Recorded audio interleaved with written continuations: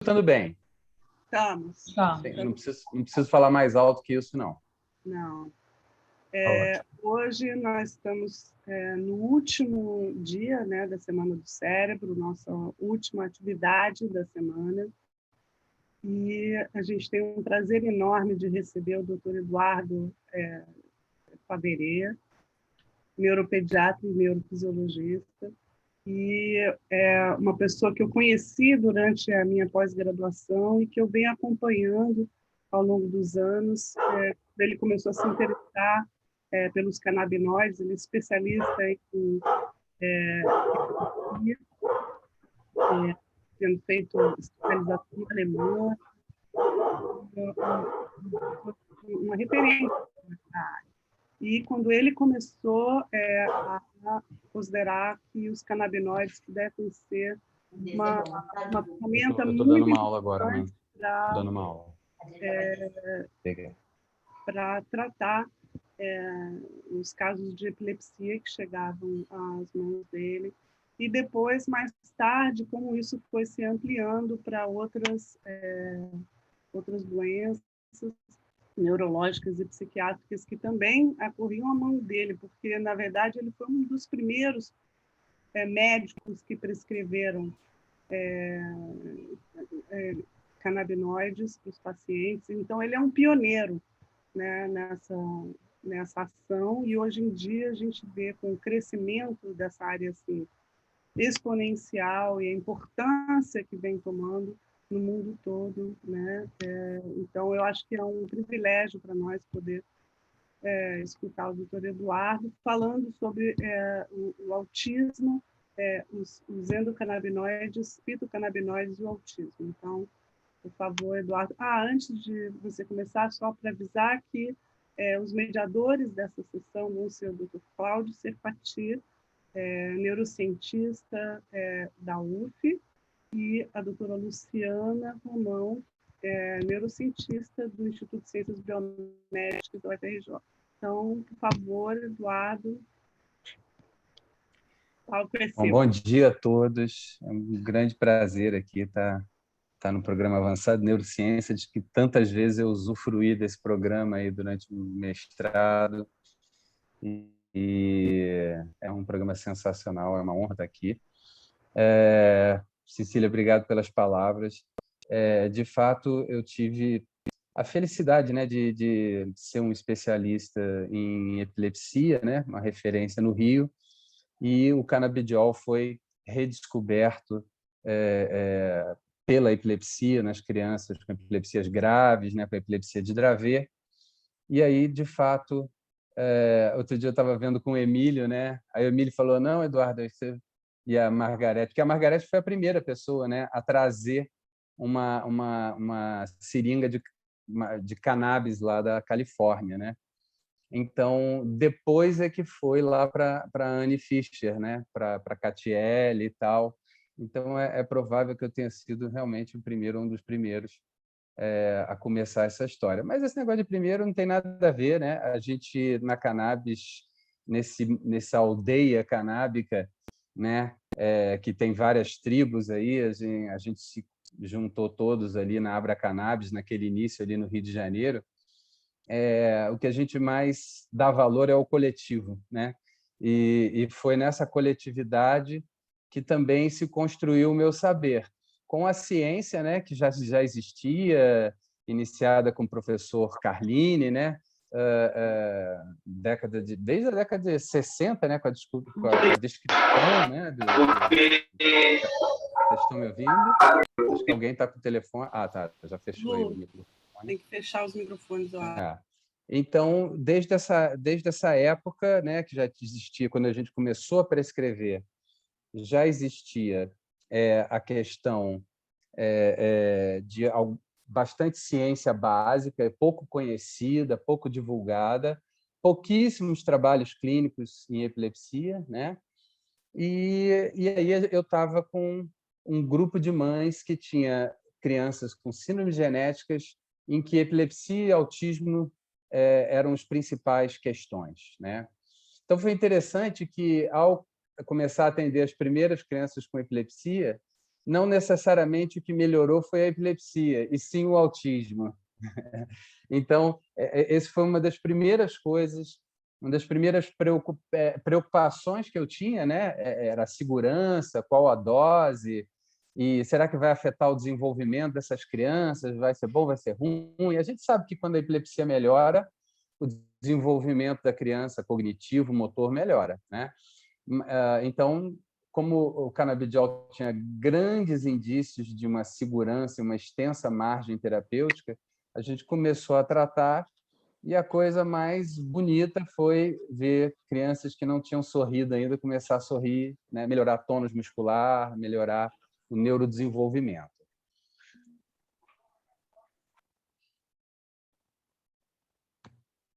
Ok. Bom, o transtorno do espectro autista, né, como vocês sabem, é um transtorno do neurodesenvolvimento em que os sintomas axiais, né, são um prejuízo na interação social, na comunicação e comportamentos repetitivos estereotipados, né? O autismo tem tido uma tendência, né, de aumento, né, nessa incidência assim, muito preocupante. E a gente percebe que todo mundo assim, qual é a causa do autismo, qual é a causa? Na verdade, quais são as causas, né? Porque é uma síndrome com muitos elementos causais, como estava conversando com o Dr. Cefati, possivelmente agora com essa pandemia a gente vai ver também mais aumento ainda, porque é uma síndrome inflamatória, assim como Zika, né, gerou várias questões de neurodesenvolvimento.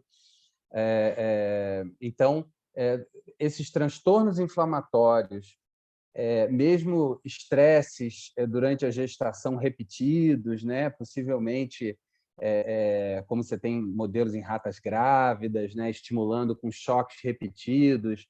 Então, elementos tóxicos, como glifosato, né, agrotóxicos, e o ácido valproico, dado durante a gestação, anticonvulsivante, muitas mutações genéticas. Então, existem inúmeras causas. Existe uma teoria também de que o uso da ocitocina, que é usado, né, para induzir o parto, né, ele também pode fazer um down regulation desses receptores ocitocinérgicos.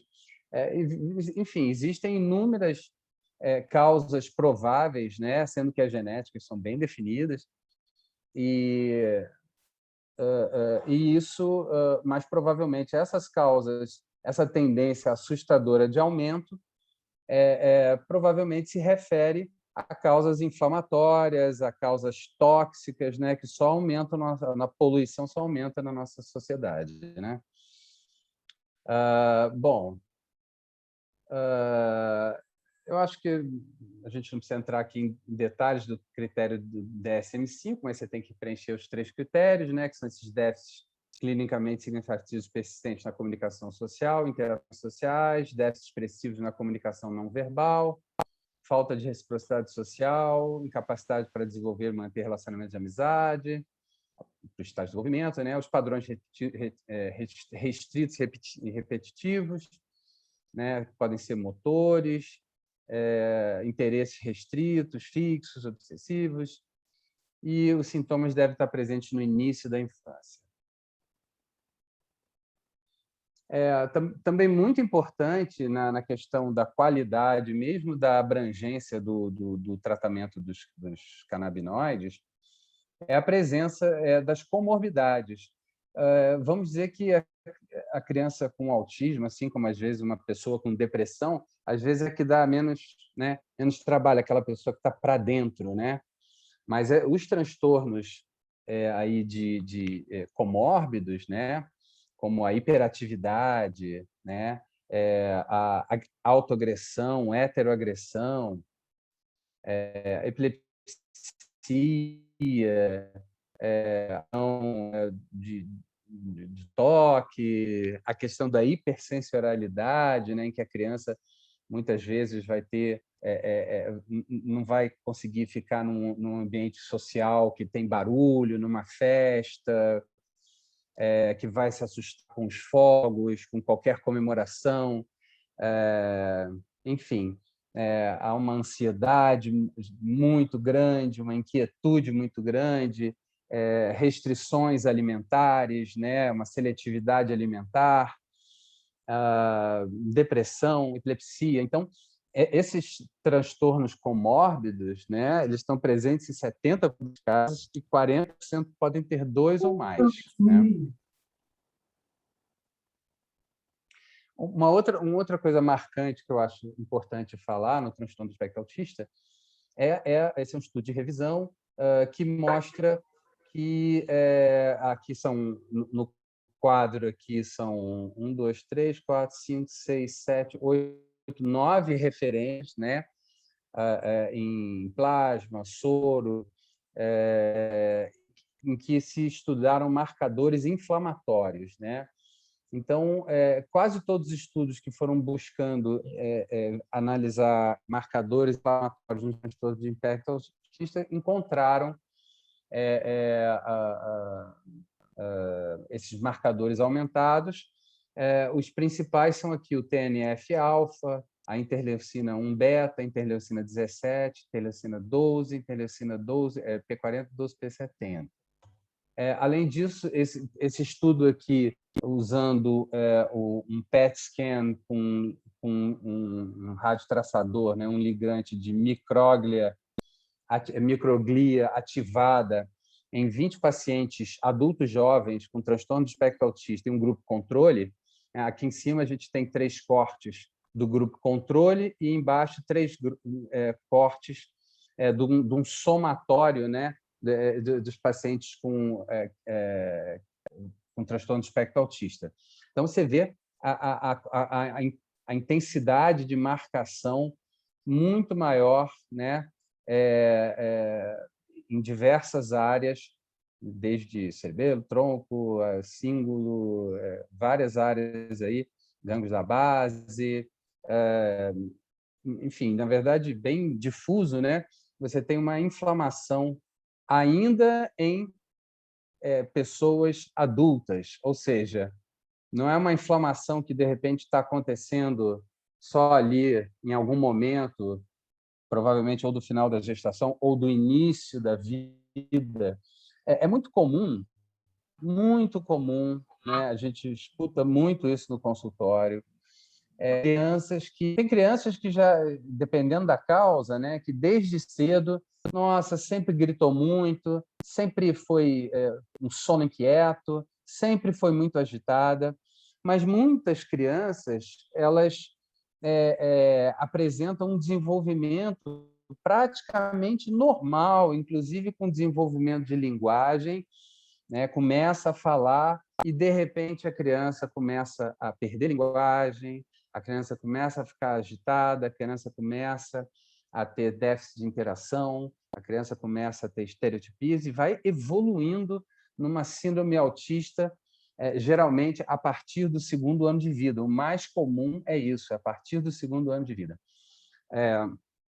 Então, e outras características vão acontecendo ao longo dos anos, né? Em que, por exemplo, a questão da autoagressão e heteroagressão não é tão comum nas crianças pequenas, começa a surgir mais numa idade pré-escolar, escolar, né? Mas não no bebezinho pequeno. Bom, isso aqui são a questão de... Lembrando que cada hora aparecem novos genes candidatos, né, para o autismo, né? Bom, o sistema endocannabinoide, que só começou a ser descrito aí, essencialmente em 1988, 1993, com a descoberta dos primeiros receptores canabinoides, com o grupo do professor Rafael Merkulan e o nosso professor Elisaldo Carlini, falecido esse ano passado, aliás. Esse sistema, então, ele começou a ser conceituado basicamente na década de 90 e gradualmente foi se entendendo a importância dele como regulador da homeostase, né? Ele é composto por sinalizadores lipídicos, mas também peptídicos, né? Os receptores, né? CB1, CB2 e outros, né? Mas principalmente CB1, CB2 como no sistema mais restrito. As enzimas de síntese e degradação dos endocannabinoides, né? E esse sistema, então, tem um papel-chave na modulação e integração de respostas multissistêmicas, homeostáticas e adaptativas. Então, o sistema endocannabinoide ele é um grande integrador. Ele está ali numa matriz homeostática de autorregulação, e ele vai ser importante no desenvolvimento neuromotor, quanto na manutenção da saúde, né? Na recuperação do estresse e do adoecimento. Então, nessa questão do estresse, né, a gente secreta adrenalina, secreta cortisol para enfrentar uma situação de luta ou fuga. Imediatamente é evocado também o sistema endocannabinoide para nos recuperar dessa situação de estresse, tanto fisicamente, quanto mentalmente, emocionalmente, quanto tecidualmente.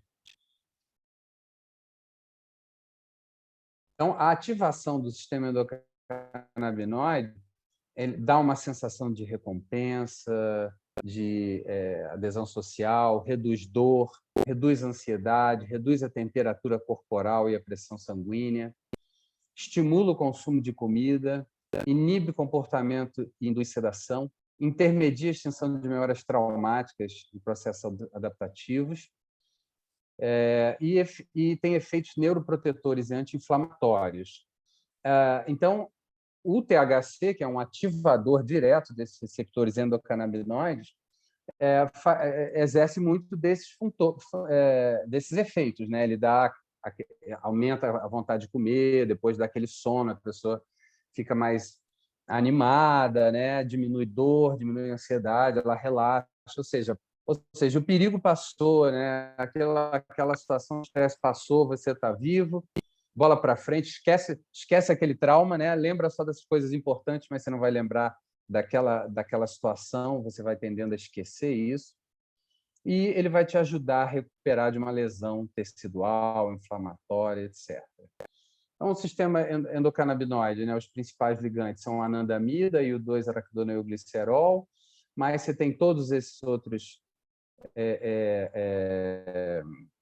endocannabinoides cuja importância vem se estudando. Existem outros neuromoduladores alostéricos importantes, como as lipoxinas, receptores canabinoides tipo 1 e tipo 2, mas você vai ter todos os receptores transientes, né? Transient Receptor Potential tipo vaniloide, de 1 a 4, o TRPM8, melatonina, anquirina, GPR55, 33, 19, 118, tem vários, nem botei todos, porque eu confesso que com o furacão todo não conseguia terminar de atualizar tudo aqui. E enzimas que degradam e sintetizam. Então, na minha visão e de muitas pessoas, o endocannabinoide ele é esse cara ali que está regendo, dando o tom, dando a emoção da música, tocando o ritmo da música. Eu acho que, na minha assim, visão, o sistema endocannabinoide ele é o que a gente tem de mais palpável como interface entre mente, cérebro, mente, corpo, né? Cérebro, mente, cérebro, corpo, emoção, né? Alma, né? Então, inclusive nessa questão, os psiquiatras aí depois podem comentar, mas eu acho que é um campo de estudo fenomenal para os transtornos psicossomáticos, né? Conversivos e então assim nesse sistema que está aqui você tem através das interações tanto com os receptores PPAR que são receptores nucleares que modulam a inflamação, quanto nas células do sistema inflamatório, onde tem distribuídos receptores canabinoides tipo 2, né? Quanto em diversos neurotransmissores, quanto na produção e na modulação desses radicais livres, quanto no metabolismo ósseo da gordura, metabolismo do carboidrato, quanto na produção de energia nas mitocôndrias, né? Você tem receptores canabinoides na membrana externa das mitocôndrias, quanto em todo o eixo hipotálamo, hipófise adrenal, na interação com os códigos, com todo o eixo do estresse, na interação com os hormônios sexuais. Então, é uma ampla interação. Vamos destacar assim, para mim, a psiquiatria entra junto, né? Neuro, endócrino, imuno, metabólica, né? Imunoinflamatória. Então, toda essa interação ela tem uma participação muito importante desse sistema endocannabinoide, né? Os canabinoides da planta eles vão agir em diversos alvos, né? Então, tanto nos receptores canabinoides, mas como também agem em canais de cálcio, canais de sódio, canais ligados a receptores de proteína G, canais de potássio, receptores nucleares, receptores de serotonina, opioides, outros neurotransmissores, glicina, acetilcolina, MDAR, receptores de glutamato, receptores adrenérgicos, receptores transientes, receptores canabinoides aqui num PET de humanos, né, mostrando aqui principalmente gânglios da base, mas também neocórtex, também muito hipocampo, cerebelo que nem está muito marcado. A gente tem esse receptor canabinoide tipo 1 presente, né, desde a hidra, que seria um organismo com uma rede neuronal mais primitiva, né, já com um sistema endocannabinoide importante na função alimentar, né? Ele está presente nesses tentáculos que vão estar levando a hidra a se alimentar, no cérebro de roedores. O receptor canabinoide tipo 2, que está presente nas células do sistema imune, né? Inclusive na microglia, que a gente mostrou. Inibe a liberação daquele fator de necrose tumoral alfa, que a gente mostrou que está aumentado no transtorno do espectro autista, inibe os linfócitos citotóxicos, liberação de diversas citocinas inflamatórias, né? E o importante é isso, também saber que, apesar de ele ser pouco expresso no sistema nervoso central, durante processos inflamatórios, como Alzheimer, cânceres e autismo, essa expressão do receptor canabinoide tipo 2 ela aumenta muito, né? O cérebro ele pede um help, ele aumenta os receptores canabinoides tipo 2, permitindo que o sistema endocannabinoide, né, e os ligantes exerçam melhor essa ação, né? A meu entender, uma tentativa de desinflamar, né? Bom, isso é do sistema endocannabinoide. Bom, a outra coisa importante aqui que eu quero ressaltar é que nesse cérebro inflamado, né, isso está bem definido, por exemplo, no Alzheimer, esse sistema inflamatório, esse aumento da resposta inflamatória, ela leva a uma produção de fatores neurotróficos, redução de hipocampo, diminuição da neurogênese adulta nas áreas de memória, né? Então, essa inflamação, a hipótese, né, que a gente acredita é que essa baixa no sistema endocannabinoide, que é observada nas crianças com transtorno do espectro autista, ela vai gerar, além de transtorno de neurodesenvolvimento, quer dizer, por si só, pela questão na atuação do receptor canabinoide tipo 1, mas muito também pela inflamação, que leva a uma baixa dos fatores neurotróficos, né? E depois perda neuronal. Bom, então, aqui é um trabalho feito tanto em pacientes com colite ulcerativa quanto pacientes com quanto com roedores, né?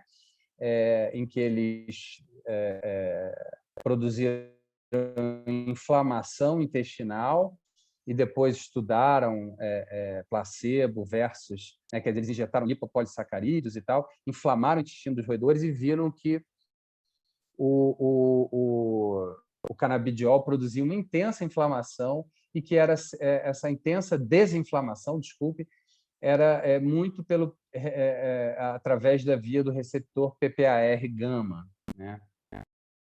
Reduzia aqueles marcadores todos inflamatórios e tal. E isso foi visto também na biópsia de pacientes com colite ulcerativa.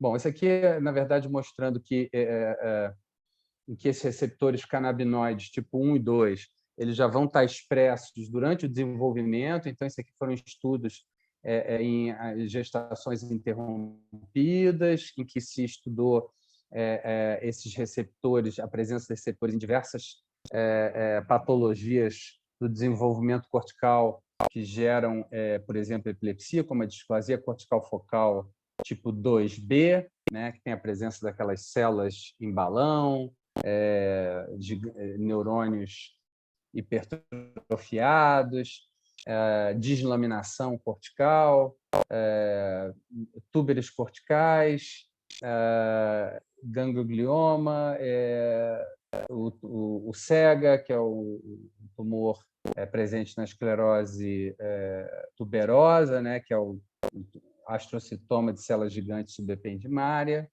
né? E esse é o detalhe. A Cecília, eu até pedi para a Cecília depois,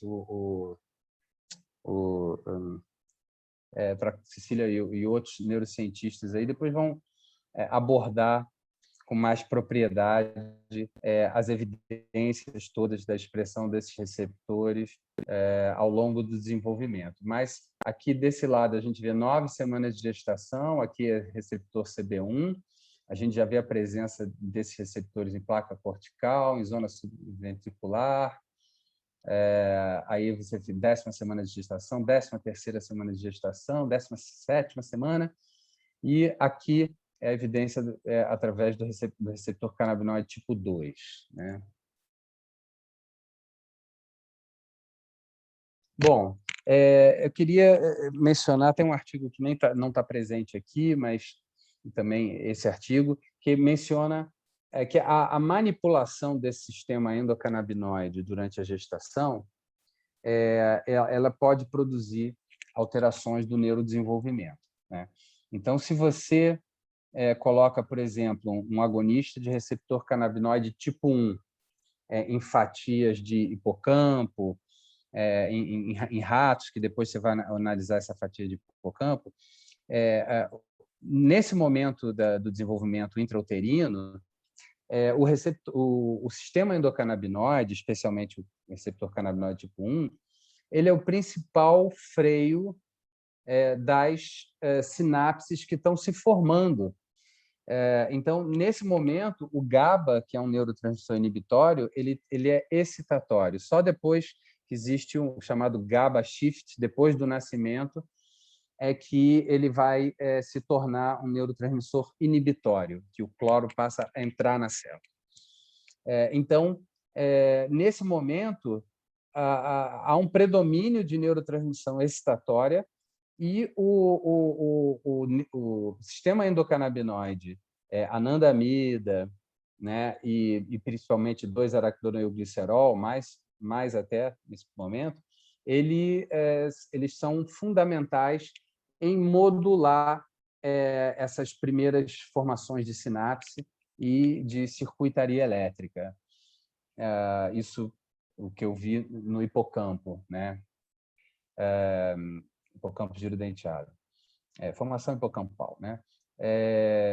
E quando você hiperestimula, e aí seria, por exemplo, o caso do uso aqui do THC durante a gestação, você tenderia a frear demais a formação dessas sinapses elétricas, tenderia a silenciar essas sinapses.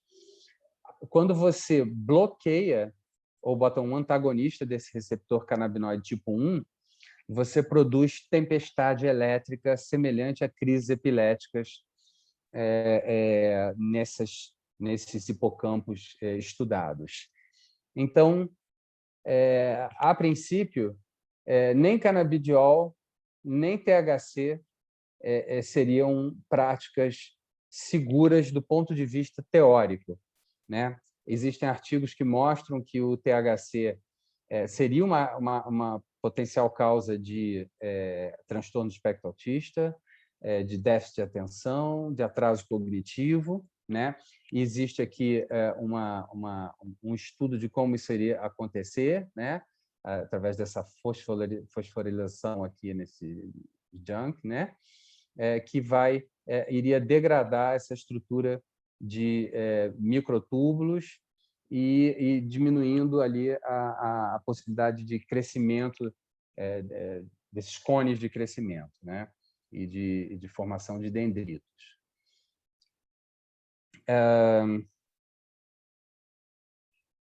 Bom, indo agora para os fitocannabinoides, né? A cannabis, os óleos de cannabis são produzidos a partir da resina extraída das flores, né? dos tricomas, essas glândulas que vão produzir aqui ou semente, se for fertilizada, ou esse óleo que ajuda na proteção da planta, né? Desse óleo, né, você vai ter os principais endocannabinoides, como o THC e o CBD, mas também uma série de outros componentes, né, que são cerca de 400 componentes, né? Um deles importante é o beta-carotenoide, pelo importante efeito seletivo agonista no receptor canabinoide tipo 2, né, anti-inflamatório. Então, existem diversos terpenos, né, de 200 a 300 terpenos. Novamente, aí o beta-carotenoide. Esse slide, na verdade, ele está aqui sintetizando o que eu já falei aí durante a aula, que você tem diversas causas, né? É um artigo de revisão em que, estudando a síndrome do X frágil em animais, né? O rimonabant, que tem um efeito antagonista total do receptor canabinoide tipo 1 e foi usado para que era o Acomplia, né, usado para reduzir o apetite, né, no tratamento da obesidade, mas produziu quadros de depressão e suicídio. Ele, nos animais, ele reduziu os sintomas do transtorno do espectro autista, reduziu a suscetibilidade a crises epiléticas e melhorou a cognição. O aumento da anandamida, né, o inibidor com inibidor da FA, né, que é a enzima que vai metabolizar, que vai degradar a anandamida, a palmitoil-etanolamida, oleoil-etanolamida, outros. É um dos degradadores dos endocannabinoides, né? Reverteu completamente o déficit social, melhorou a ansiedade, normalizou a via mTOR, né? Mammalian toxic rapamycin, que é uma via inflamatória e proliferativa, né? Outros modelos, como a neuroligina 3, também melhoraram, que é importante para a função e plasticidade sináptica, também demonstraram melhora com aumento da anandamida, do 2-araquidoideoglicerol e rimonabant. Espera aí, perdão. No modelo de ácido valproico pré-natal, né, que havia uma redução do RNA mensageiro do 2-araquidoideoglicerol, dos receptores PPAR, alfa e gama do cerebelo, expressão alterada de receptores canabinoide, fosforanidamida, hipocampo e estriado dorsal. Também, até a vida adulta, né, mostrou-se que o metabolismo da anandamida estava alterado, né, com a síntese, né, com a enzima de síntese reduzida, a Fá aumentada, né? Então, nesse modelo que tinha todas essas alterações do sistema endocannabinoide, também o canabidiol ajudou na melhoria do comportamento do espectro autista nos animais. E, como a gente tinha comentado aqui, as síndromes inflamatórias, virais, né, ou inflamação provocada por glicopolissacarídeos, também produzem fenótipos de transtorno do espectro autista, né, e que foram revertidos com o inibidor da Fá, que vai aumentar o tempo de ação dos endocannabinoides, né? Então, essas evidências experimentais que confesso que eu não tive tempo de atualizar, porque a Cecília me pediu para dar essa aula uma semana atrás, eu tive 2 outras palestras e um monte de coisas na vida aí acontecendo, então eu peço desculpas, minhas humildes, perdão, não consegui rever essa parte experimental assim com cuidado, então eu estou ansioso para que os colegas pesquisadores aí, neurocientistas, deem uma atualização nisso para a gente. Em 2018, para início de 2019, começam a surgir os artigos clínicos em humanos, né, em transtorno do espectro autista. Então, eu comecei com esse aí de 2019, né, do Adi Aran, mas tem artigo de 2018 que eu vou botar daqui a pouco. É porque esse artigo, ele na verdade, ele estuda os endocannabinoides num grupo de 93 crianças autistas, comparando com um grupo de 93 controles, né? Então, quase 80% eram masculinos, com uma média de idade de 13 anos, né? E com mais ou menos 4 anos. E eles mediram o nível sérico do 2-AG, da anandamida, da oleoiletanolamida, da palmitoiletanolamida, do ácido araquidônico, que é a fonte desses endocannabinoides, né? Usando a HPLC, né? E a espectrometria de massa, que é um método barato e fácil, né? Eles chegam a essa conclusão nesse artigo, ou seja, por que a gente não está fazendo isso ainda em todos os nossos pacientes? Ao que alguém me explique. A anandamida, ela estava reduzida em relação ao grupo controle em torno de 57%. A oleoiletanolamida em torno de 62%. E a palmitoiletanolamida, 69%. E no 2-AG, a 2-araquidoneoglicerol e o ácido araquidônico, não houve alteração em relação ao grupo controle. Então, isso é bem interessante, né? E, a princípio, sinaliza para aquilo que foi evidenciado nos trabalhos experimentais, que há uma baixa do sistema endocannabinoide nos animais com transtorno de espectro autista, né? E nesses modelos experimentais, e nas crianças com transtorno. Crianças, na verdade, pré-adolescentes e adolescentes, que foi estudado, né? Os autores pontuam que há os níveis de endocannabinoide plasmáticos refletem os níveis cerebrais, sendo acessíveis, fáceis de medir, de baixo custo, né? E que esses endocannabinoides circulantes, eles venham, na verdade, de múltiplos órgãos, como cérebro, músculo, gordura, fígado, rins e células circulantes. Porque, na verdade, o endocannabinoide ali cerebral, ele é produzido e degradado, ele é produzido sob demanda, né? Ele se descola da parede do neurônio pós-sináptico e vai migrar, a princípio, né, modelo mais clássico, para o neurônio pré-sináptico, onde vai estar o receptor, mas o receptor canabinoide tipo 1, ele também foi encontrado na glia, também foi encontrado na membrana pós-sináptica em algumas localizações cerebrais. Então, esses receptores, esses ligantes, eles são muito lipofílicos e eles podem também transbordar da sinapse, né? Eles não precisam necessariamente ficar só restritos à sinapse. Assim como também na gordura e outros locais de produção, né? Fígado, etc. Todos esses lugares, eles vão transbordar aí para o plasma. E é claro que existe também as próprias células plasmáticas, como as células do sistema autoimune, do sistema imune, que a gente mencionou, né? Então, esses níveis plasmáticos aí, eles são aparentemente um pool que transbordou aí para o plasma, né?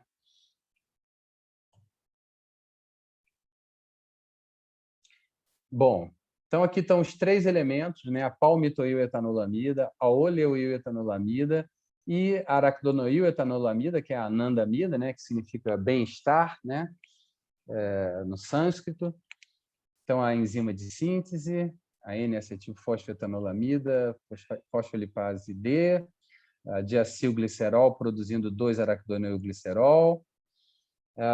Então, como a gente mencionou, do neurônio pós-sináptico, ele vai atuar aqui nos receptores pré-sinápticos, vai ter um transportador que vai levá-lo em direção às enzimas que vão degradá-lo, né? A FAH que vai degradar esses 3 aqui, e a monoacetilglicerolipase que vai degradar o 2-AG, né? Ok. Então, é importante lembrar que todos esses componentes aqui, assim como outras gorduras, como o ômega 3, né, por exemplo, eles todos eles compartilham, inclusive transportadores, né, a proteína transportadora, né, dos ácidos graxos poliinsaturados, né? Então, eles compartilham essas proteínas e várias enzimas de síntese e degradação. Existem outras não mencionadas aí. Então, a nossa dieta, né? Por exemplo, a dieta rica em ácidos graxos poliinsaturados, como o ômega 3, ela ajuda a reduzir crise convulsiva, né? A própria dieta rica em gorduras, como a dieta cetogênica, tem efeito anti-inflamatório que decorre dessa ação no sistema endocannabinoide, vai ter ação antiepilética e anti-transtorno do espectro autista, né? Quem fala muito bem disso é o nosso querido Ricardo Reis. Então, palmitoiletanolamida tem efeito anti-inflamatório, neuroprotetor, aliviador, tem efeito anticonvulsivante. E a palmitoiletanolamida tem estudos dela no transtorno do espectro autista, antes de se saber até que ela era em si um endocannabinoide, né? Já existiam estudos que mostravam, como também estudos da luteolina, né? Inclusive, existe preparado fora nos Estados Unidos, que é de luteolina com a palmitoiletanolamida, que são a luteolina e a quercetina são flavonoides presentes na cannabis, né? Então, os principais flavonoides da cannabis são a canflavina A e B, né? Que são as flavonas, né? A quercetina e a luteolina, né? Então, tem ação antioxidante, anti-inflamatória, inibem PGE2, né? Inibem lipoxigenase, com baixa interferência nas ciclooxigenases, ou seja, não gerando aqueles efeitos colaterais gástricos dos anti-inflamatórios não esteroidais, né? Então, como eu mencionei, o chamado espectro integral, né, o efeito comitiva, inclui todos esses componentes anti-inflamatórios no tratamento do autista. E foi exatamente esse tipo de óleo, né, o chamado óleo extrato integral, ou do inglês full spectrum, que foi utilizado pelos grupos de Israel, tanto de Tel Aviv quanto de Jerusalém, que foram os pioneiros no no tratamento do transtorno do espectro autista. Eles utilizaram óleos chamados 20:1, ou 1:20, né? 20:1 é 20 miligramas de canabidiol de tetraidrocannabinol, né? Então, esse óleo 20:1 vamos dizer, um clássico, né? Embora, obviamente, que dependendo da genética da planta, a gente vai ter variedades, né? Você vai ter 4:1. Hoje em dia, agora com as nossas associações de cannabis medicinal que estão dosando seus óleos, a gente está vendo já vários óleos nos Estados Unidos, na Holanda, Canadá, ou seja, a gente tem um chemovar muito variado, né? Tanto na questão dessa relação canabidiol e THC, quanto nos outros componentes dos outros fitocannabinoides, quanto nos outros componentes de terpenos e flavonoides, né? E então esse óleo 20:1, esse aqui é o artigo pioneiro de 2018, né?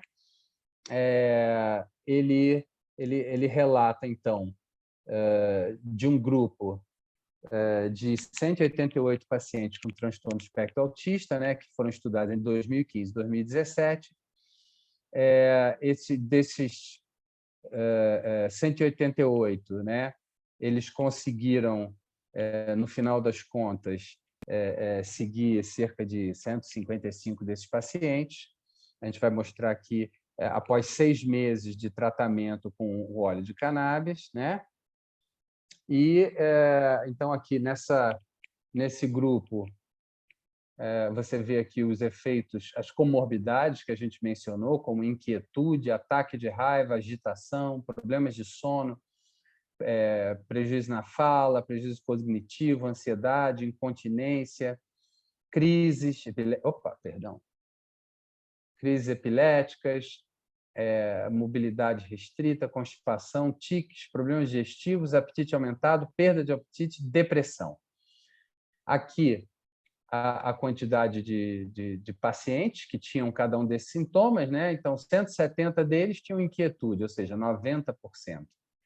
80% ataque de raiva. Então, aqui, as mudanças observadas após 6 meses, né? Aqui, a quantidade de pacientes em que o sintoma desapareceu totalmente. Aqui, nessa coluna, a quantidade de pacientes que melhoraram e aqui nessa coluna, a quantidade de pacientes que não melhoraram ou até pioraram, né? Então, a gente vê que, somando aqui os que melhoraram e os que desapareceram sintomas e melhoraram, você tem na inquietude 89,8%, 91% melhoraram, 88,8% não melhoraram ou pioraram. Mesma coisa com ataques de raiva, 89% melhoraram, mas é claro que a gente vê aqui que 1,3% só que ficaram totalmente livres desses ataques. Agitação, também acima de 80% melhoraram. Problemas de sono, 58%, mas 20% ficaram totalmente livres, então no total chega aí a 80%. A gente observa que na questão da fala e do atraso cognitivo, apenas 1/3 tiveram melhora, né? E 70% aí não tiveram um benefício ou até pioraram, mas geralmente é mais um não benefício, né? A exceção, esse piorar, a exceção é 3%, é 5%.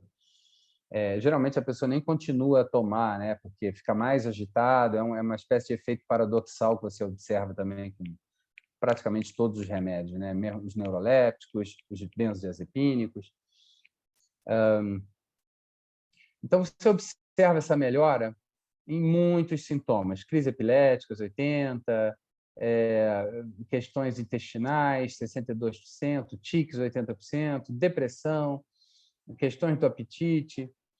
Então, há uma melhora significativa em 2/3 dos pacientes, né? Dependendo dos sintomas, pode chegar aí a esses 80%, né? Mas existem também, como eu falei, alguns efeitos paradoxais, né? Eu vou mencionar aqui, esse já é um trabalho do grupo de Berkovitch, de Tel Aviv, e eles aqui vai estar no próximo slide mais detalhado, né? Eles, também, ó, de janeiro de 2019, eles estudaram 53 crianças, uma idade média de 11 anos, por cerca de 2 meses, em média, mas variou, né, de 1 a quase 20 meses, né? Mas a maioria, então, tinham aí 2 meses, né?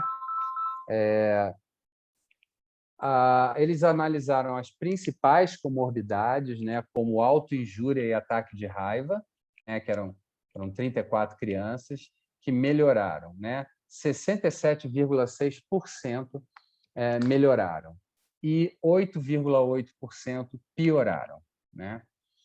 Sintomas de hiperatividade, 38. 68,4% melhoraram, não melhoraram em 29% e 2,6% pioraram da hiperatividade. Então, é um pouco dentro daquilo que a gente mencionou, em torno de 2/3, né? A ansiedade teve aqui um resultado assim nesse grupo um pouco diferenciado, né? Pior, eu diria, né, que nos outros grupos, né? A ansiedade melhorou em 47%, mas o que chama atenção aqui é que piorou em 23,5%. Efeitos adversos foram principalmente sonolência e mudança no apetite, que foram leves. Aqui também um trabalho do grupo do Adiaran, né? Então, também mais ou menos a mesma coisa, aqui salientando, aqui eu vou apenas salientar que uma criança que usou uma quantidade maior de THC e que foi a única menina que não utilizou aquele óleo 20/1, utilizou um óleo 6/1, ou seja, 6 miligramas de canabidiol para 1 miligrama de THC, foi a única criança que teve um surto psicótico, requereu retirada e tratamento com antipsicótico. Depois isso foi revertido e tudo mais, né? Aí ele menciona aqui, ó, seguindo o tratamento de cannabis, né, os surtos comportamentais foram muito melhorados ou muito melhorados em 61% dos pacientes. Então, quer dizer, ou seja, utilizando aquele óleo 20/1, em que nós temos todos aqueles componentes da cannabis e uma relação de 20 de canabidiol para 1 de THC, você tem um tratamento seguro e altamente eficaz. Se você começa a aumentar o THC, diminuir essa relação de canabidiol-THC, porque tem diversos trabalhos que mostram que o canabidiol ele diminui paranoia, diminui o apetite, diminui a sonolência do THC, né? Então ele diminui diversos efeitos, diminui o high, né, o efeito psicoativo do THC. Então, mas cada pessoa, obviamente, vai ter aí uma proporção diferente, né? Inclusive porque as vias metabólicas são também parcialmente diferentes. E então você pode ter casos de pessoas que metabolizam mais rápido o canabidiol do que o THC, e aí essa relação 20/1 para aquela pessoa já não é mais 20/1, pode ser 5/1, né? Então, a princípio, o óleo 20/1, por todos os trabalhos publicados, ele é um óleo seguro, não houve efeitos colaterais graves.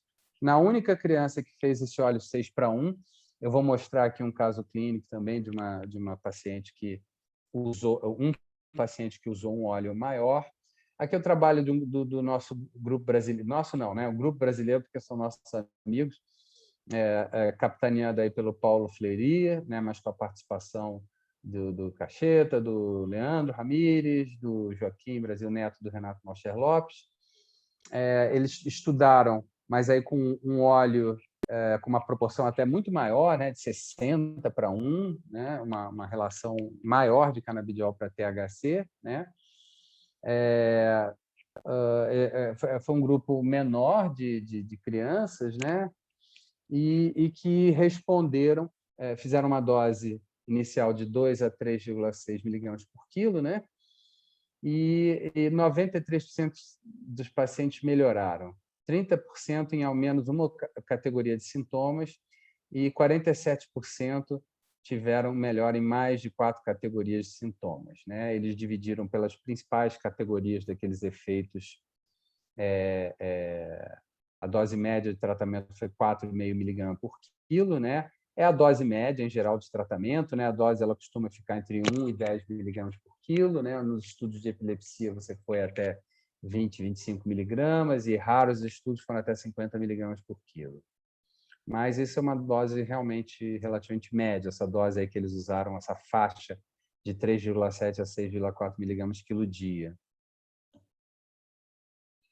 Então, aqueles grupos, né, que eles analisaram, né, através de formulários mensais, que eram hiperatividade, déficit de atenção, desordens comportamentais, déficits motores, déficits autonômicos, déficit na interação social e comunicação, déficits cognitivos, desordens do sono e crises epiléticas. Então, como eles mencionaram, né, 93% tiveram melhor em alguma categoria e 47% tiveram melhor em mais de 4 categorias. Um paciente não se beneficiou. Isso aqui bom, eu acho que opa, perdão. Isso aqui era um protocolo que eu desenvolvi há um tempo atrás, né, que eu acho que é o que a gente deveria estar fazendo.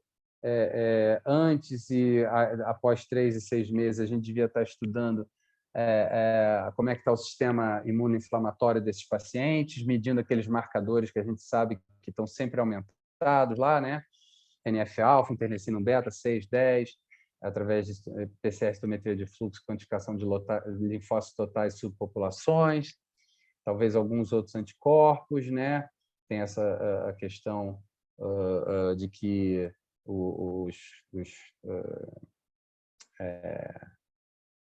a questão me faltou agora, como é que é o nome mesmo do alergia a glúten, né? A pesquisa do transcarbamilase, antigliadina, você tira, isso é muito característico de quem acompanha, quando você faz uma dieta em que você tira leite, tira de vaca, você tira o glúten, você tira componentes que são inflamatórios em geral para o nosso intestino, mas que podem ser muito mais para quem tem alergia e os pacientes com transtorno do espectro autista têm uma incidência maior de alergia alimentar, né? Então, isso tudo deveria ser medido, né? O nível de estresse, né? Cortisol, como é que está a parte metabólica, tiroidiana, deveríamos estar dosando aqueles endocannabinoides todos ali, substâncias correlatas, o eletro, né? Porque existe atividade inflamatória em 25%, atividade elétrica normal em 25% dos autistas, sendo que 1% pode ter o chamado síndrome de Landau-Kleffner, em que isso tem uma atividade epilética que nem se traduz, às vezes, clinicamente, mas que deteriora a área da linguagem, a função da área de linguagem, a pessoa tem uma regressão de linguagem.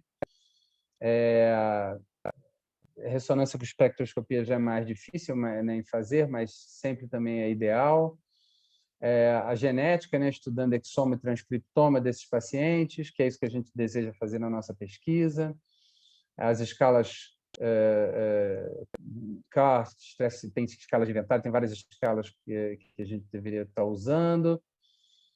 A gente costuma usar, eu tenho usado o óleo full spectrum. Se eu tenho alguma questão assim que me deixa algum receio do uso do THC por algum motivo, eventualmente eu vou usar o óleo que é o broad spectrum, mas eu vou mostrar aqui os dados de alguns pacientes que eu analisei. Eu tive ótimas respostas também com canabidiol isolado, né? Então, a gente começa com 0,5 miligrama por quilo, vai subindo de 0,5 a 1 miligrama por quilo a cada semana, né? A gente, de preferência, tenta adequar a dieta, né? E, eventualmente, a gente pode reforçar esse tratamento com beta-carofileno, PEA e outros, né? Luteolina, quercetina, resveratrol, todos esses elementos já têm algumas evidências de serem úteis em casos. Eu tive casos, por exemplo, não responderam ao óleo de cannabis, nem CBD isolado, nem full spectrum, nem quando eu dei palmitoil e etanolamida, é que a criança melhorou, né? Então, você tem outros elementos aí, a N-acetilcisteína, tem vários outros componentes que são... Ninguém está dizendo aqui que a cannabis vai resolver o problema de todos os autistas, que só ela é suficiente, né, para resolver essas questões. A gente está dizendo que é um tratamento bastante seguro até o momento atual, desde que respeitar aquele 10:1 ali. Se for adiante, a gente vai dizer quando é importante ir adiante, com o THC com cuidado, né? Então, e produziu melhora em um grande número de pacientes, né? Então,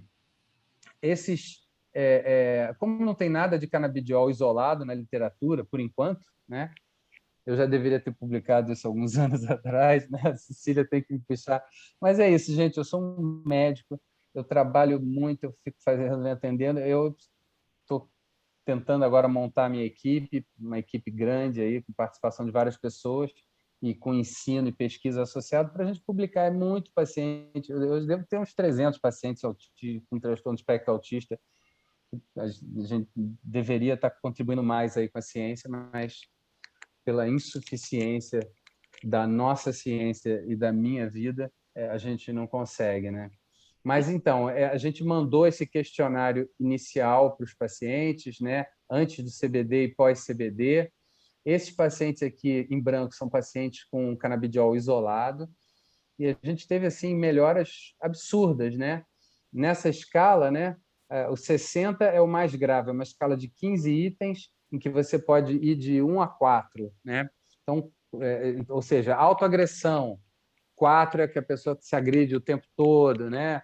Questão de comunicação, ou seja, 15 itens que vão abordar aquelas comorbidades de hiperatividade, transtorno de sono, transtorno alimentar.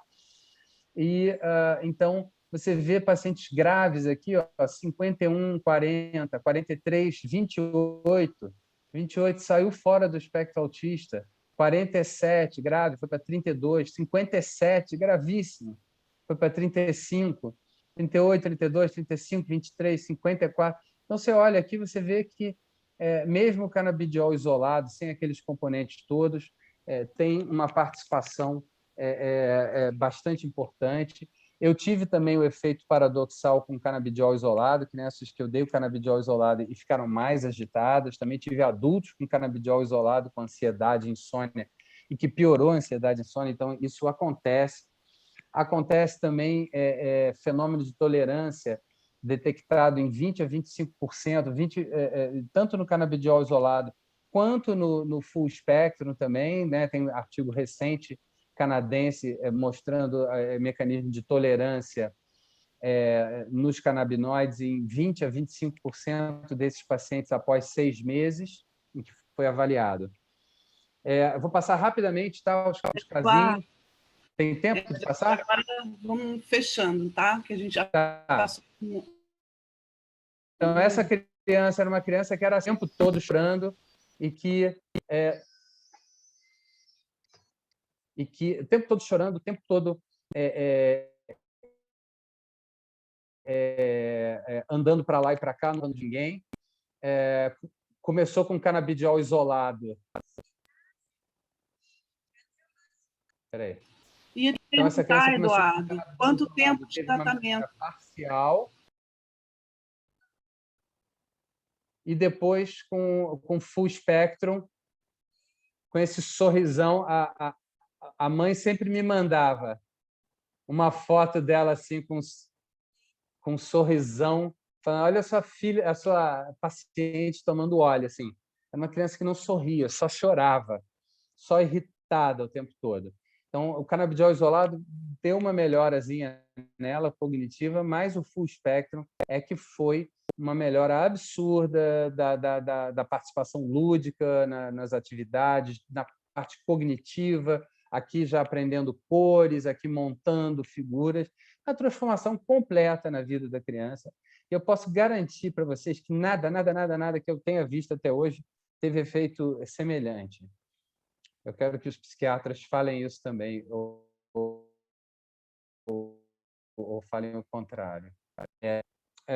Um outro paciente que nasceu com hipopituitarismo, ele teve um diagnóstico, fez de reposição hormonal desde cedo, teve um transtorno de espectro autista aos 3 anos de idade, com tudo aquilo que a gente mencionou, não olhava nos olhos, isolamento social, tinha uma fobia social, não gostava de abraçar, rituais, era egocêntrico, dificuldade de coordenação fina, inquieto, usou algumas medicações na adolescência, mas aos 15, 16 anos ele saiu da escola, ele não tinha interesse escolar, não participava de grupo, não se concentrava, repetiu o 8º e o 9º ano, saiu da escola e disse que a vida dele ia ser através do computador. Ele era um menino muito inteligente,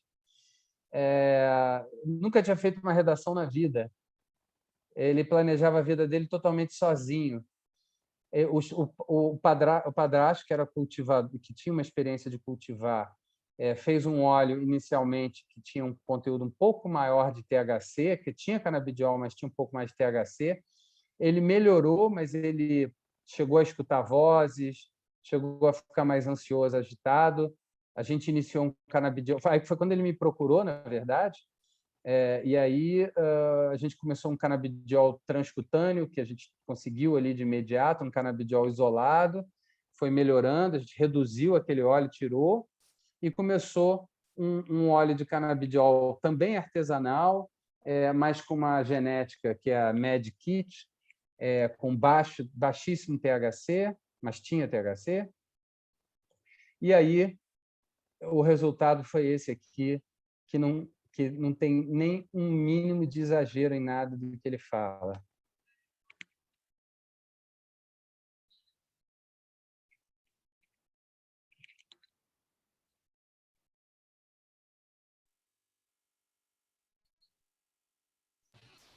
Eu não estou escutando, não, mas não sei se alguém está escutando. Vocês não estão escutando, Não, gente? Tá sem áudio. Então, não. Esse vídeo. Eduardo, você... E educou e a gente... Tá. Esse vai agora. Estão ouvindo?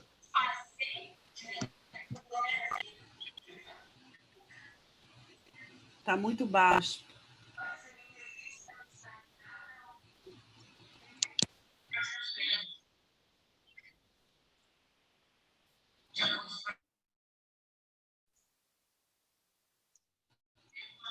Tá. Bom, eu estou entendendo que está muito baixo o som.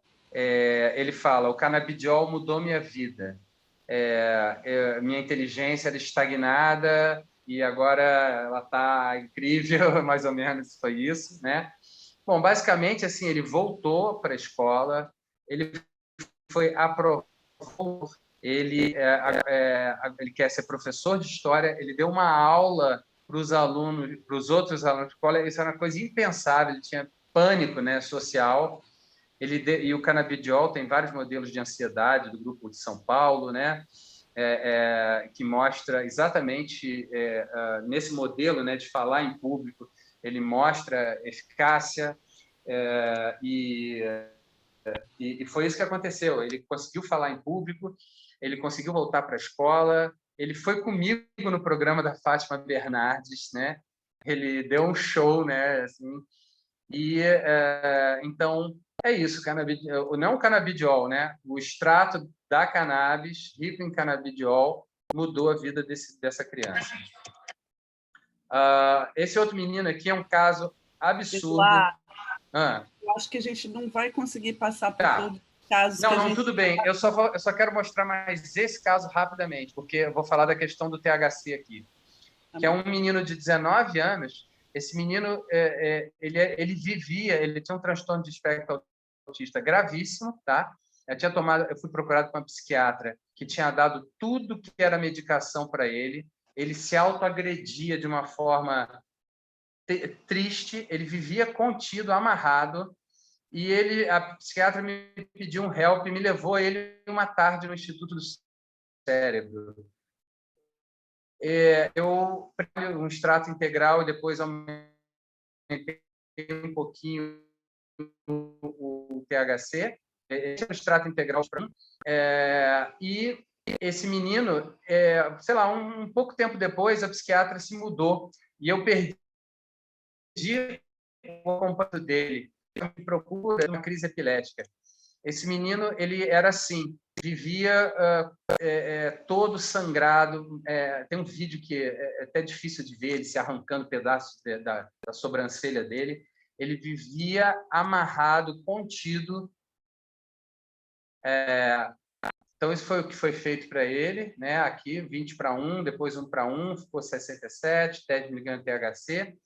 O THC é fundamental nesses controles de agressividade na criança de transtorno de espectro autista e no demência de Alzheimer, né? Tem artigos que mostram isso. Então, esse menino, 4 anos depois, eu tive a alegria de encontrar ele. E eu falo assim, não é possível que uma coisa que eu fiz em 1 hora, numa tarde da minha vida, né, fez um bem tão grande na vida de um ser humano. Esse é o menino hoje. Esse menino, esse menino não falava. Eu fiz uma consulta online com ele, e aí o menino, fala aqui contigo, a mãe falou. Ele brinca, ele é sorridente, ele nunca mais foi contido na vida. Sem palavras, não preciso continuar, só agradecer a participação dessas grupos aqui, mas de tanta gente que me ajudou a aprender mais sobre isso, aos pacientes, agradecer a todos. E agradecer aí, desculpa de passar o limite, mas isso é uma máxima da minha vida. Obrigado, gente. Muito bom. Obrigada, Eduardo. Fantástico. Muito obrigada. Maravilhosa palestra. Então, agora eu vou chamar o professor Cláudio Serfati, da UF,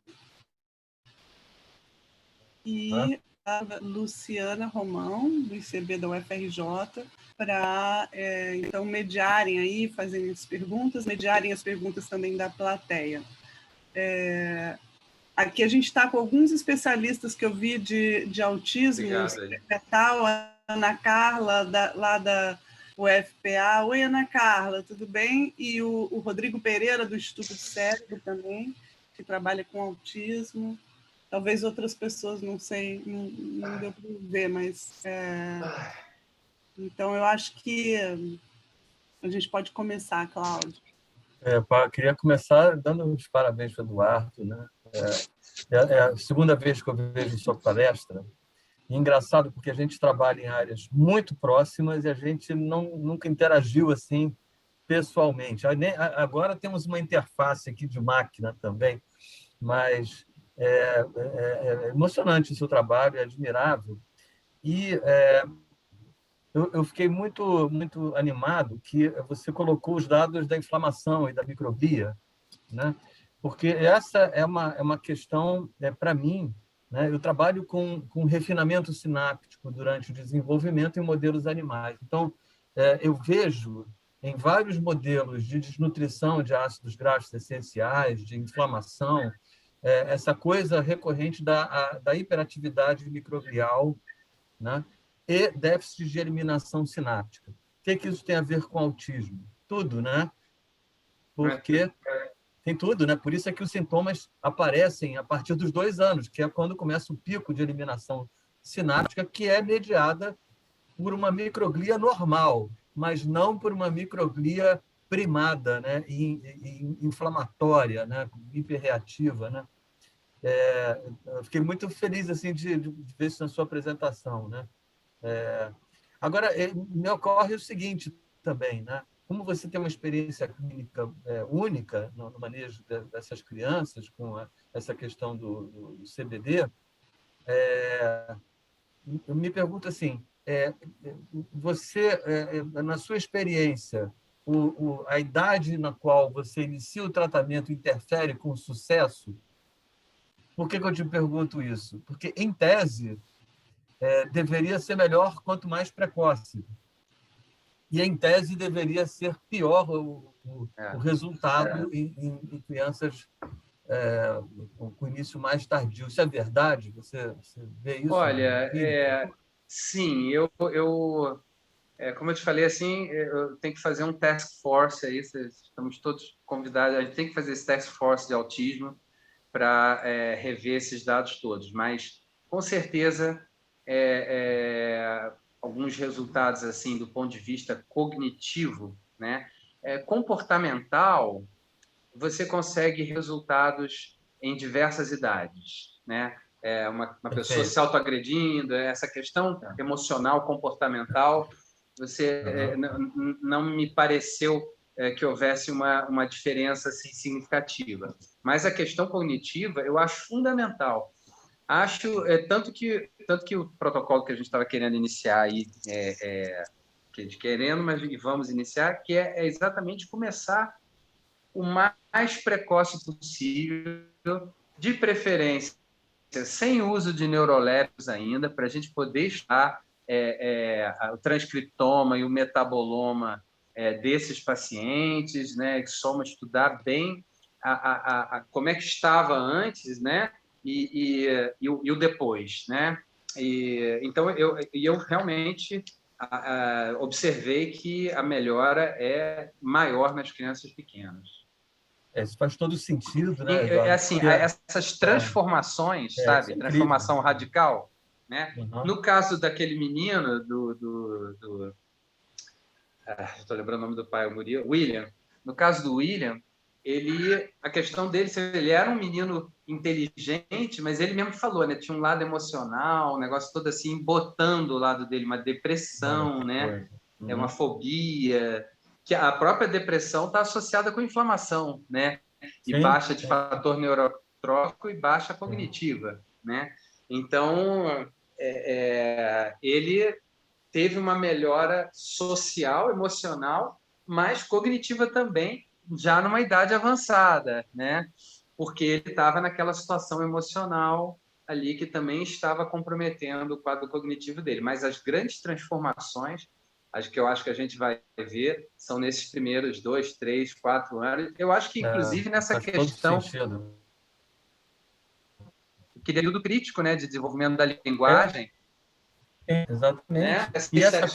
Né? E essa coisa do incômodo multissensorial das crianças autistas também deve responder quanto mais precoce o tratamento. Exato.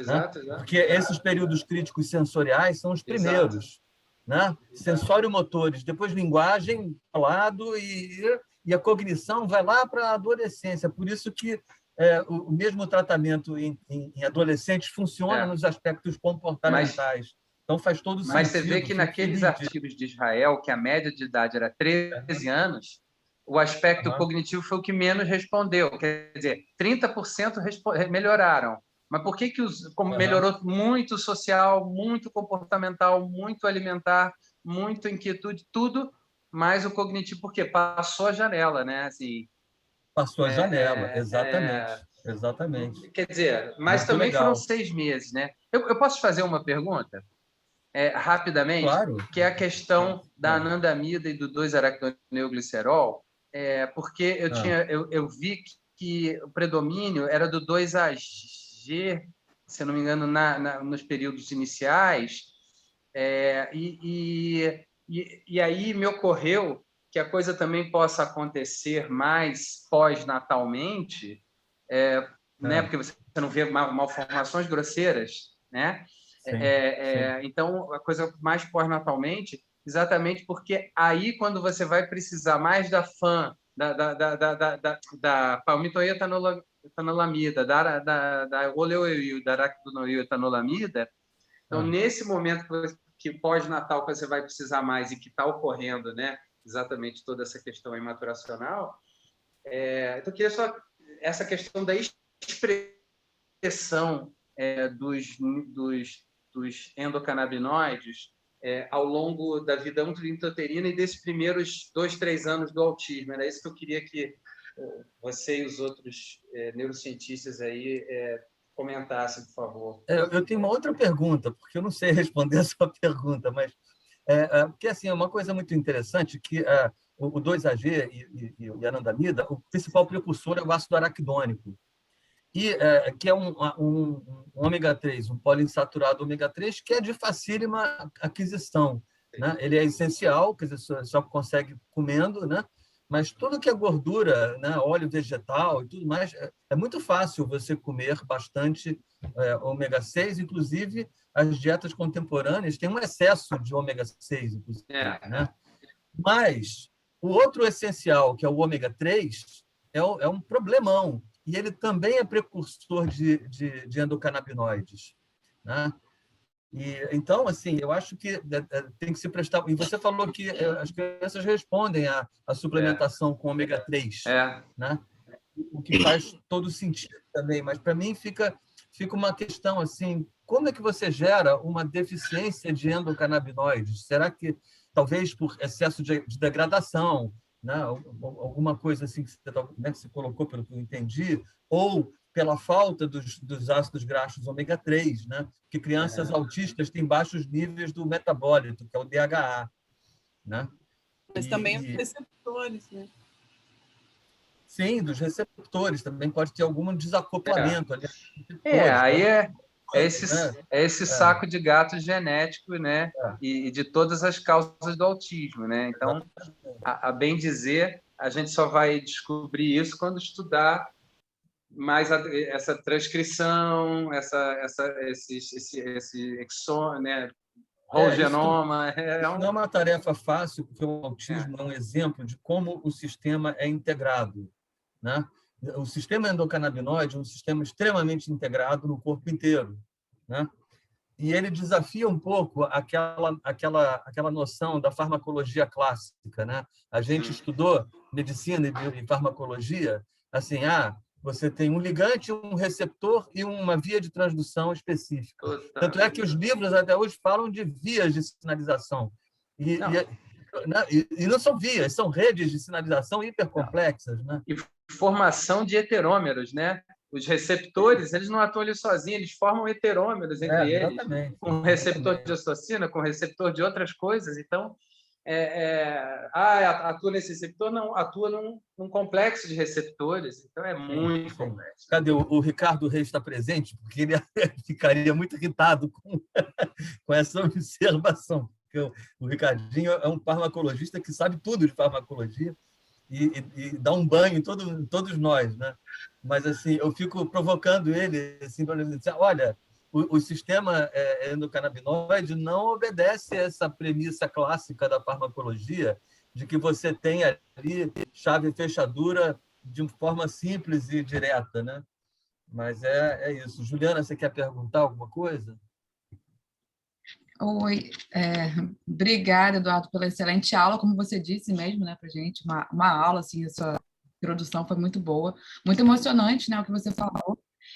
Eu começo a fazer, estou fazendo alguns experimentos no laboratório, né, alguns grupos usando o sistema endocannabinoide mais voltado para tumores intracranianos, então início é bem celular, então a gente usa normalmente, a gente não consegue nem usar os olhos, então a gente usa, na verdade, agonistas e antagonistas, CB1 e CB2, só que eu tenho um exemplo na minha casa, que é minha mãe, ela tem, na verdade, uma inflamação, tem artrite, e ela usa esse óleo 20:1. E a gente vê, e tem até uma pergunta da Raíssa aqui no grupo, que está perguntando como é que anda, porque assim, a gente vê lá em casa que tem uma dificuldade, né, na casa da minha mãe, tem uma dificuldade de a gente encontrar.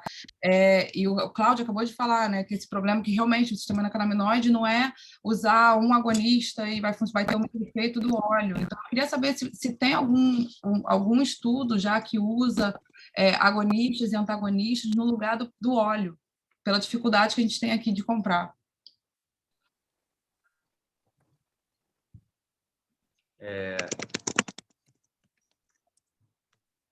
Eu estava respondendo ao chat ali.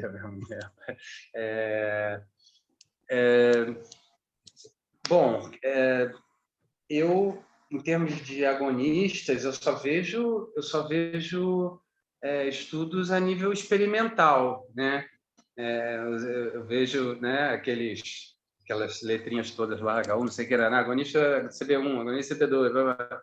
Agora, a nível clínico, né, o que teve foi o Rimonabant, que teve esse, né, que é aquela coisa, foi possivelmente pode voltar a ser utilizado, né, assim, desde que, de repente, com alguns outros, talvez associados, não sei se está totalmente descartado, mas era esse antagonista radical aí, CB1, né?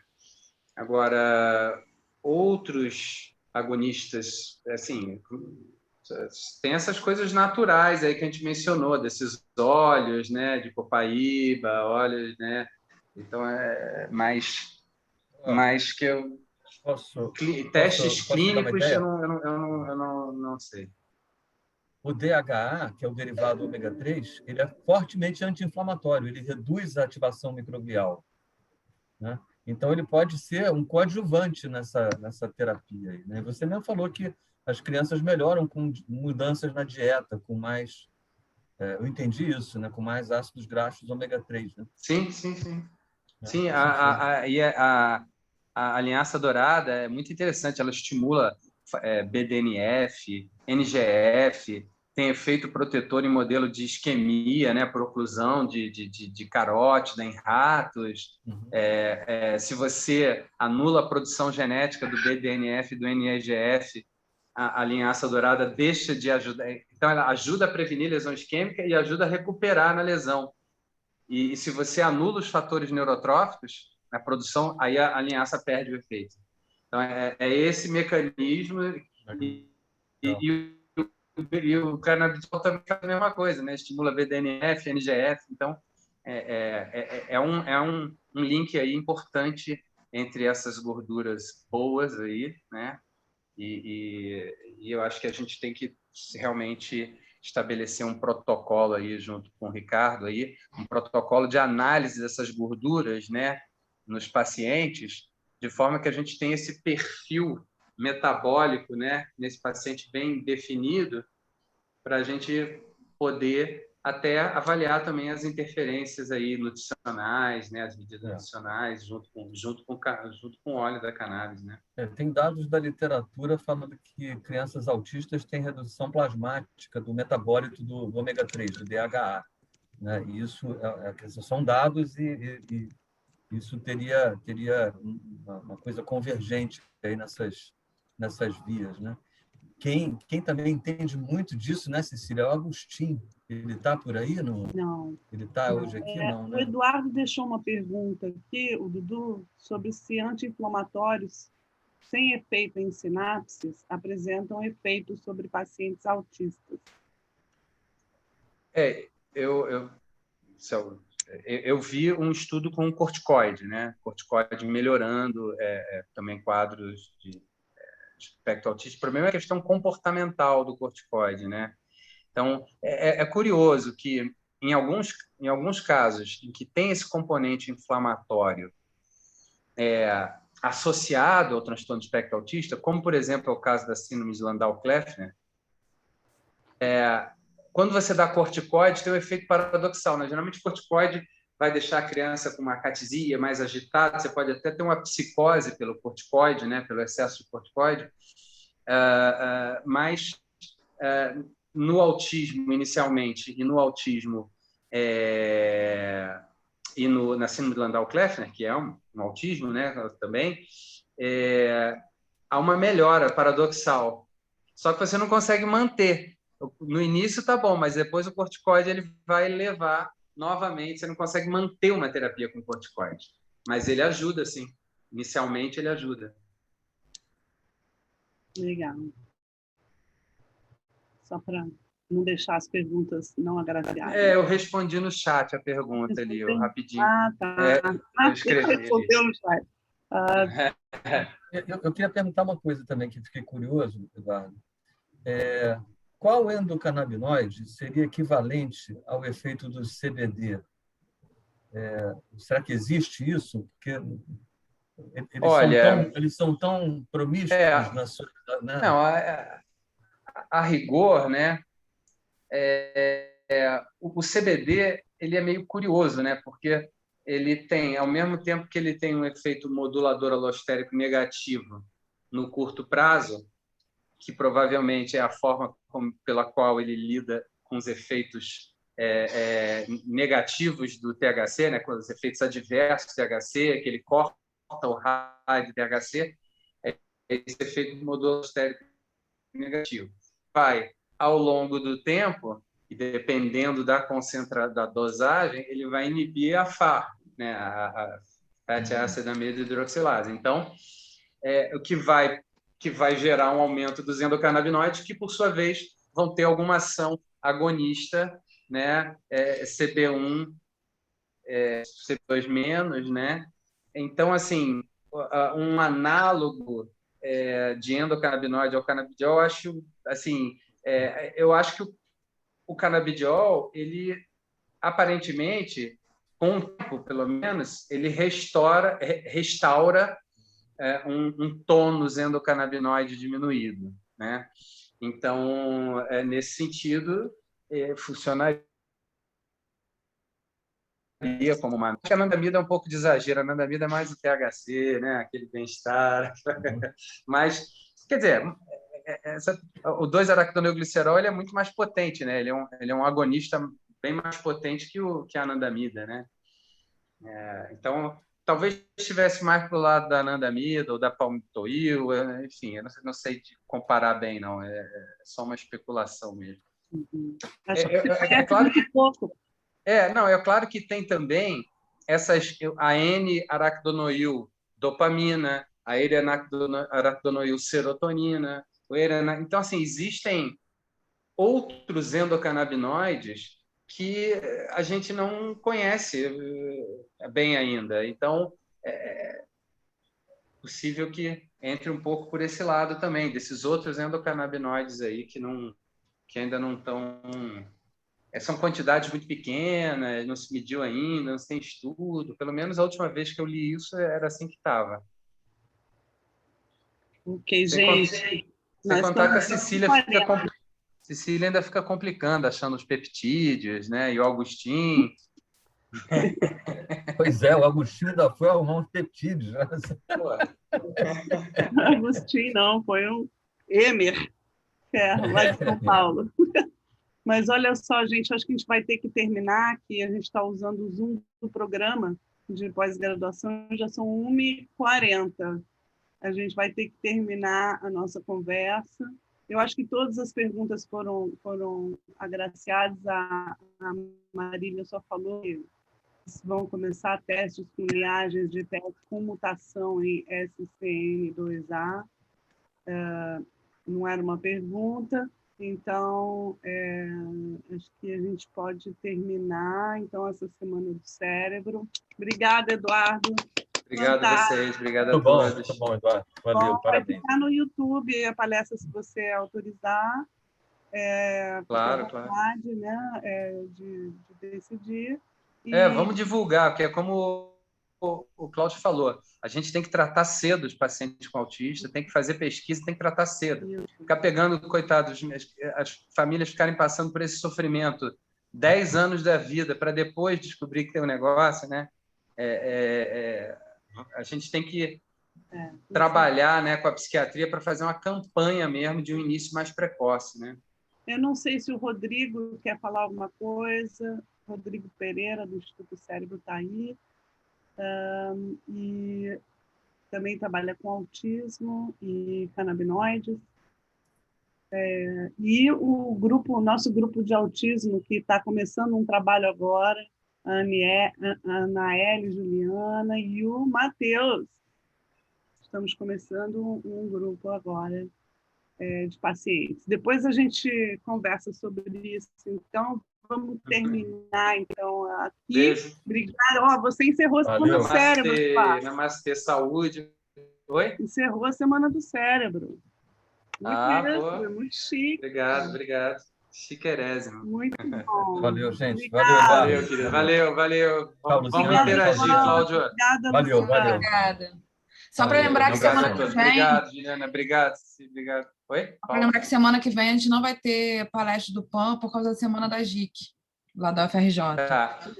Bom, E vai ter uma palestra aí de epilepsia e autismo, que eu acho que é 27 de março, acho que tem a ver com aquele weekend. Eu recebi só para o pessoal saber. Depois Aí. passa aí para a gente. passa que a gente divulga. Eu vou passar. Tá Tá bom. bom? Maneiro. Gente, Falou. Tchau, obrigada. gente. Não é minha, não. Não é minha, não. É de uma americana.